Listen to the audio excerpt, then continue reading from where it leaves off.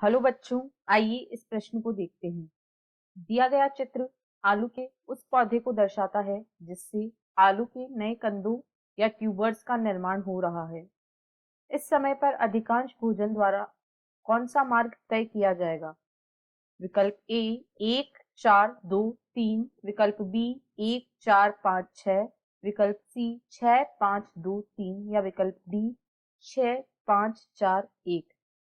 इस प्रश्न की जो मुख्य अवधारणा है, मुख्य अवधारणा वह है भोजन का स्थानांतरण। भोजन का स्थानांतरण पात्रों में जो फ्लोएम उत्तक होता है, फ्लोएम उत्तक द्वारा भोजन को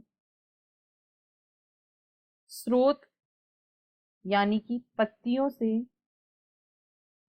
से अन्य सभी अंगों तक स्थानांतरित किया जाता है। अन्य सभी अंगों तक स्थानांतरित किया जाता है। फ्लोएम ही वह उत्तक होता है जो भोज्य पदार्थों को स्थानांतरित करने के लिए उत्तरदायी होता है। अब यदि हम दिए गए प्रश्न में देखें तो 6 से पत्तियों को दर्शाया गया है, 5 से तने को, 4 भी जड़ों को दर्शा रहा है और 3 से नवीन कंदों को दर्शाया गया है, 1 से भी जड़ों को और 2 से जड़ों को दर्शाया गया है, 1 से पुराने कंद को दर्शाया गया है और 3 ये और ये नवीन कंदों को दर्शा रहा है। तो हमें यह बताना है कि भोजन का स्थानांतरण कौन से मार्ग के द्वारा होगा। तो जो भोजन होगा वह पत्तियों से स्थानांतरित होना शुरू होगा क्योंकि पत्तियों में इनका निर्माण होता है तथा पत्तियों से यह मुख्य तने को जाएगा और उसके बाद में भोजन का स्थानांतरण जो है वह नवीन कंद की तरफ होगा।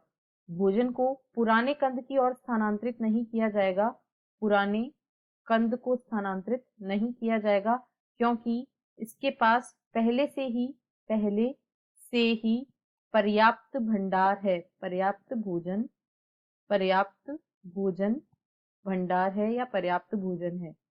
तो अब यदि हम मार्ग को देखें तो सबसे पहले पत्तियों में यानी 6 से भोजन स्थानांतरित होगा 5 में, 5 के बाद अब भोजन पुराने कंद में नहीं जाएगा यानी अब उसे नए कंद में जाना है, इसलिए वह 2 से होता हुआ नए कंद की तरफ यानी 3 की तरफ जाएगा। तो जो भोजन का सही मार्ग होगा वह होगा 6 5 2 3। अतः विकल्प सी इस प्रश्न का सही उत्तर होगा। आशा है आपको प्रश्न समझ आया होगा। धन्यवाद।